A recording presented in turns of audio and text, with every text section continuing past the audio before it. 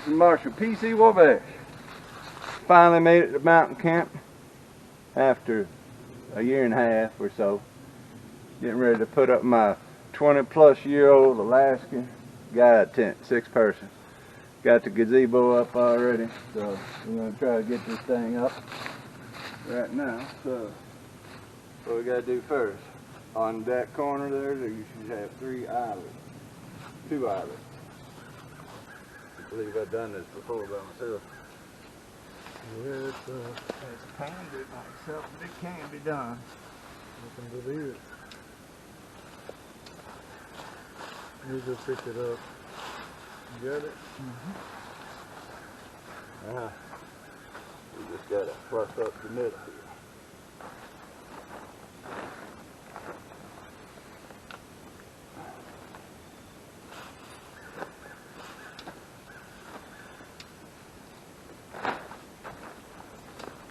The first one from the lid. The yellow one goes on the center. We can't do none of the rest of them until we get the side holes in.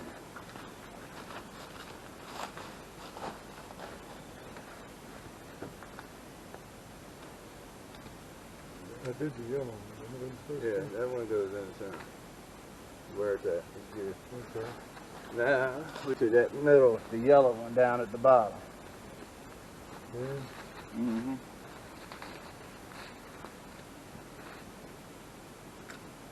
Alright, now, bring this down here. And this one, it comes up here, goes around the outside. Well, mine goes around the outside. Both of them. Then you fold it and go through the eye.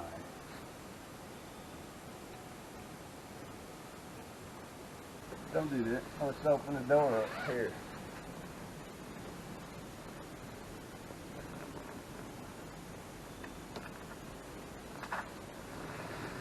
Now you pulled it out. Oh, I did not. Did? Oh, stupid boy. There's nothing for it to go in over there. Well, we'll leave it like that then. It's just an experiment anyway. Okay. Because it had a lot of dew up there. Okay. And kind of pulled it up last time I used it. Okay. I don't want no dew. You know? Don't want no dew. Don't want no dew. See all these guide wires.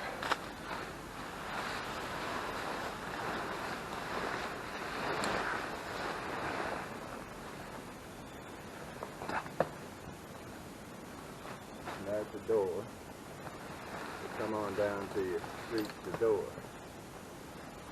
You want the door over at the door? No, there's, I got 3 doors. Okay. There's 3 doors on this thing. I had to.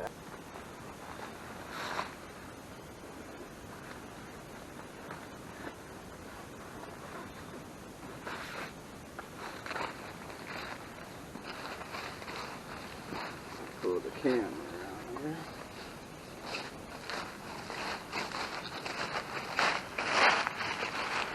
Okay, we've got all the guide out. That might be a little tight. Holy mackerel. Oh, sorry. No, big trouble. Got a bug in there. Yeah, well, the door's wide open. Yeah, you ain't got to tension it up real heavy. Okay. Alright, let's go around this way. Dave. Alright, getting ready to put in the floor.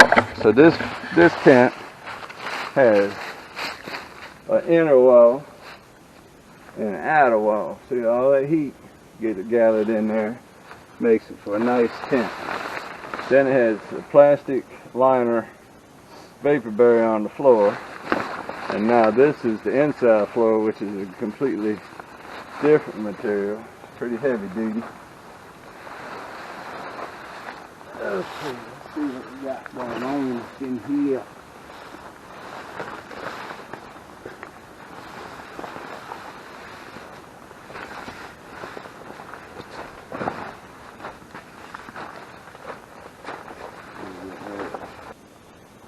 15, 20 days a pop.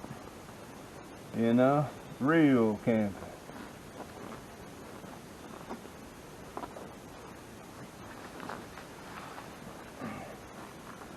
I can't believe it's November and we got these many little bugs out. I can believe 70-degree weather. it. Yeah. That kind of stinks. It's like you get a deer, you're gonna have to work your tail off to get it out of the woods. You're gonna be a sweaty mass of nothing. It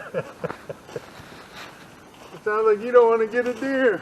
Oh, I'm gonna get one. Well, get me one. I'm gonna be a sweaty mass of nothing. You know? Alright. Last one. Get this floor in place. Then see if we got it just in there. Probably not. Should loosen up. And there we go. The castle is open for business. Whew. Alright. There we go. We got the tent all set up. Now it's moving in time. Alright. Catch y'all in a bit. Alright. Got the cots all set up. For the next week or so, we sleep on a little cot.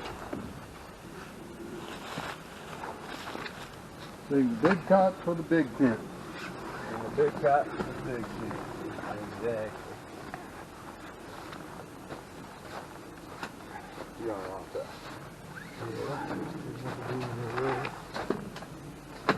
Don't hold it next to the wall.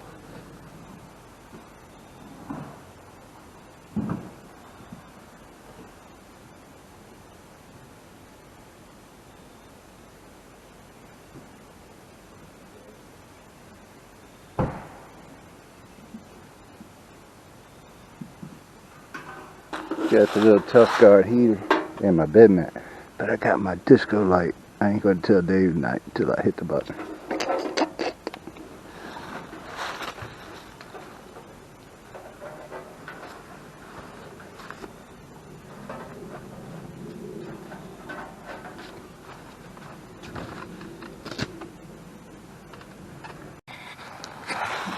Alright, this is Marshall PC Woolbash.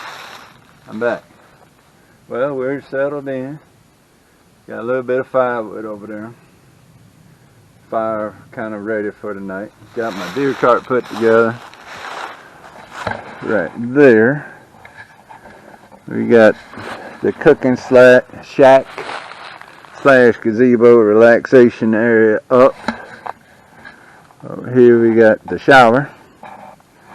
And we got the cooking shack. That's the cook shack too. So we'll take a little walk. We gotta fill up some water buckets, so we're getting ready to head up in the woods now. Huh? Yeah. Got my blind and my cart and take both of them up in the woods with me. We got the shower house and the toilet. Then I bought this tarp at box store because my doghouse experiment was an epic fail. So this one I got the tarp strung up between two trees. Then I got bungees on each corner and one staked to the ground, so it has plenty of room to breathe. Alright, well, it's Marshall PC Woolbash. We're headed up in the woods. I'm taking my blind with me in my seat. Get that set up primarily for tomorrow, but who knows? You can't get no deer unless you're in the woods. So we're going to go in the woods and might get lucky. You never know. Alright, this is Marshall PC Woolbash. I'll see you later. PC Woolbash again. This is day 3 of hunting at Virginia Camp. So far I've seen 6 deer, about 25 turkeys. I didn't take no shot at the turkeys. I probably could have, but I didn't. So they get to live another year. Current temperature is about 68 degrees, so it's really hot. But we're all organized now, so I'll give you a quick view of what it looks like. I dug out the fire pit yesterday, but gazebo's up. I have the screen house underneath the two walls. I put the two walls up so, you know, people that come by for hiking and stuff like that, they don't need to look inside anything. So put the screen houses up, and plus it's buggy because it's a little warm.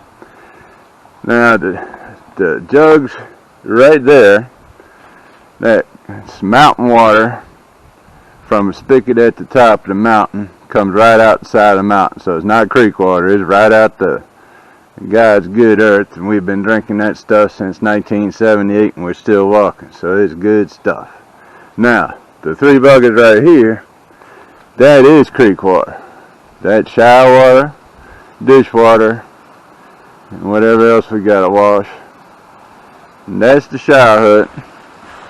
Back here's my 23-year-old Alaskan guide tent. Anybody want a review? That's probably the best tent as far as a pop-up style geodesic dome, I think they call it. That thing is years old and still gets the job done. And let's see, there's our fire pit. David cut some wood yesterday. I dug it out. I went across the street. There's some more campsites over there. I went across there and looked down in the creek and found a nice hole that we can get some water out of, so we don't have to go to what I call Ben's well, or another aka Pilgrim's well. I brought him up here when he was 3, I guess, 3 or 4 years old. So that's a number of years ago. Cause I think I was 26 when he dug that well. I'm 56 now, so. But I couldn't keep him in the campground because, you know, kids being kids. So I gave him a shovel. He went down to the creek and started digging a hole because the creek was dry. There wasn't no water in it.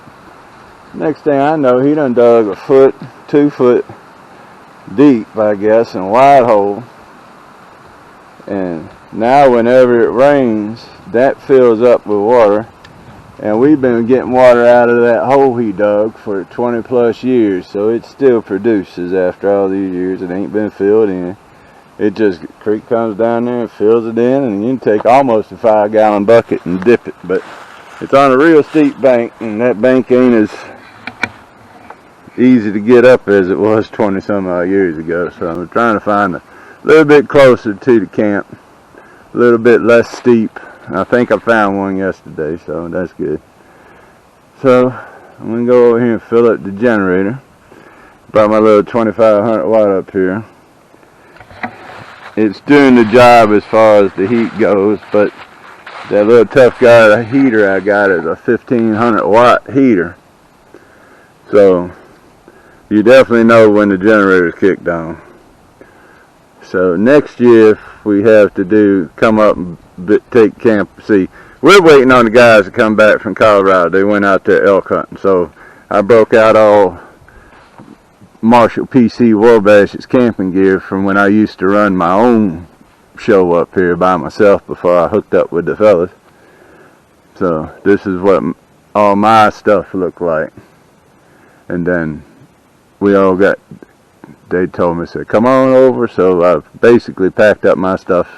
We got 2 big canvas outfitter style tents now, but this is the way it used to look back when I was doing my own thing. So,